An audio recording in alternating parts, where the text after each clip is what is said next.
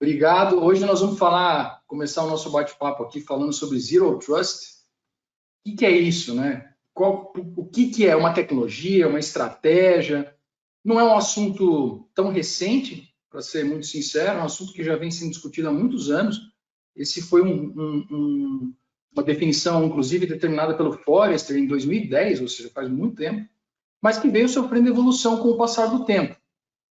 Então, nós vamos falar um pouquinho de Zero Trust e vamos ver quais são os desafios de implementação de uma estratégia de Zero Trust. E aí, para começar, acho que é importante a gente lembrar, estamos todos aqui online, né? O ano passado foi um ano de muitos desafios, do ponto de vista social, econômico, a pandemia chegou, e o Satya, que é o presidente da Microsoft, nosso CEO, ele usa uma expressão que nós tivemos uma transformação digital de 3 anos em 3 meses. Muitas empresas tiveram que adotar uma tecnologia de nuvem ou uma tecnologia de acesso remoto do dia para a noite, porque não havia outra forma de manter uma resiliência operacional e manter a empresa, muitas vezes, funcionando. Esse gráfico que vocês estão vendo à direita é um gráfico que dá uma ideia de como que essa adoção de novas tecnologias, né, foi exponencial. Esse é um gráfico de adoção do Teams. O Teams é a plataforma de colaboração, de comunicação da Microsoft.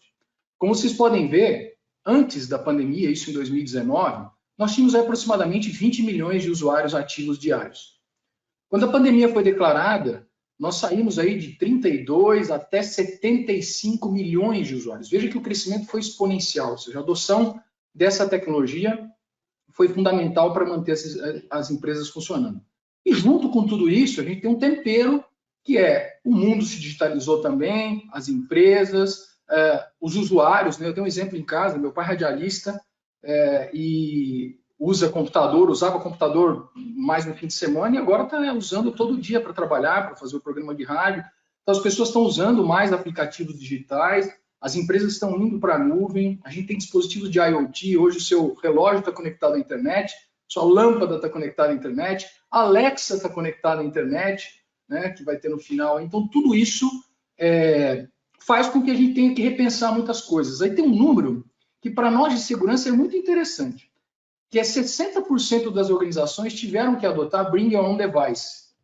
O que significa isso? Permitir que os usuários utilizassem os seus próprios dispositivos para acessar a empresa, para acessar dados da empresa, para acessar informações para tomar decisões de negócio.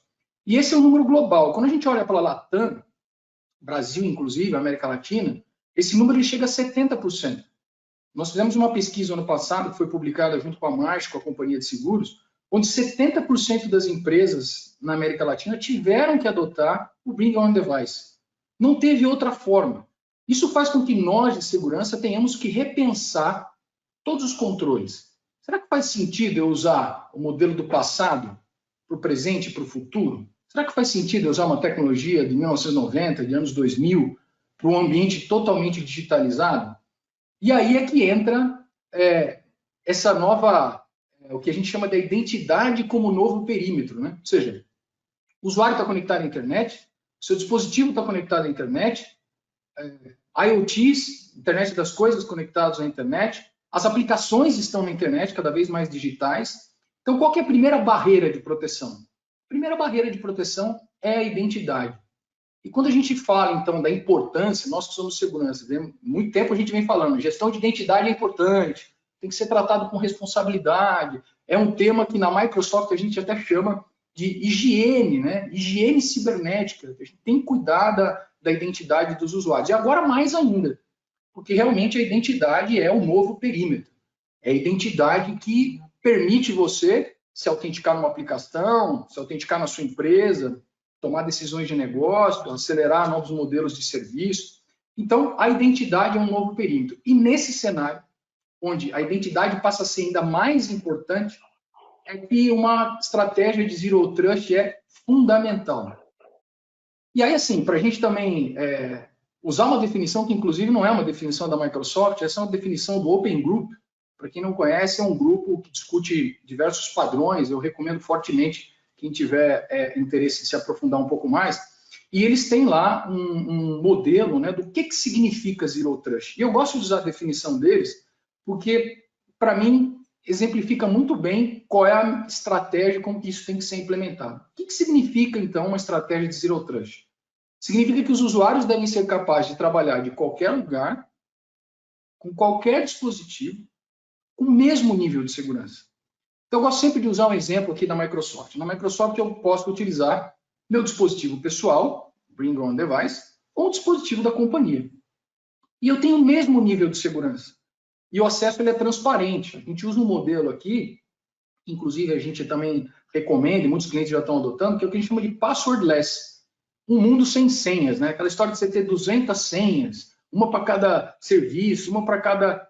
É possível ter um mundo sem senhas. Eu me autentico com biometria facial, por exemplo. Me conecto à rede da Microsoft, de manhã eu chego no meu escritório, abro o computador, a câmera me reconhece, eu sou autenticado, a Microsoft reconhece que é o Zilo, talvez um pouquinho mais magro, um pouquinho menos magro, mas reconhece que é o Zilo, e me permite acessar os sistemas da companhia. Inclusive... A gente chegou no futuro, né, Zilo? Aquilo que a gente é agora. Exato, Mafio. O futuro é agora. Assim. Por isso que eu costumo dizer, não dá para continuar usando o mesmo modelo do passado, porque o mundo se transformou. E nós, de segurança, a gente também tem que pensar numa transformação. E para vocês terem uma ideia, como eu mencionei, em 2010 o Forrester já falava disso. Só que em 2010 nós tínhamos aí duas grandes vertentes de definição de Zero Trust. Uma baseada em identidade, como a gente vê hoje, e uma baseada em rede, isolamento de rede. O isolamento de rede hoje ele não existe mais. Então, é preciso que você tenha um mix das duas coisas. Aí, efetivamente, é que entram tecnologias, processos e, principalmente, também toda essa parte de controle e gestão de identidade do usuário. A Microsoft adota Zero Trust como estratégia já há muitos anos. Então, só para dar um número para vocês,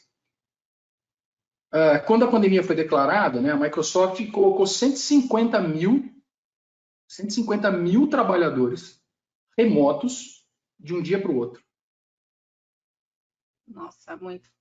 Então, sim, não tinha que fechar o escritório por questões de saúde e como essa estratégia já estava implementada, como os dispositivos já tinham as tecnologias, como a gente já usava isso de uma forma muito transparente, inclusive dando uma experiência para o usuário, e aí vem um ponto importante. A experiência para o usuário, se ele estiver dentro da rede, ou se ele estiver fora da rede, tem que ser exatamente a mesma, porque o mundo está muito conectado. Então, isso permitiu que a Microsoft colocasse 150 mil trabalhadores remotos do dia para a noite, a gente continua trabalhando remoto e devemos ficar por um tempo ainda. E quando a gente pensa, então, em adotar uma estratégia de Zero Trust, tem vários benefícios, né? Eu não vou ficar aqui passando por todos, o pessoal vai receber o material depois, mas, sem dúvida, o que a gente busca com uma estratégia de Zero Trust é aumentar o nível de segurança. Eu sei que... Vou fazer spoiler da apresentação do Sérgio aqui. O Sérgio vai falar do Gartner e tal. Nós fizemos um evento com o Gartner recentemente também, e o Gartner fala, né, da importância da identidade de máquina, ou seja, não só reconhecer pessoas, mas reconhecer dispositivos, reconhecer aplicações, ter certeza de que é um usuário no seu próprio dispositivo. Então, Zero Trust tem como objetivo criar uma fundação para aumentar o nível de segurança.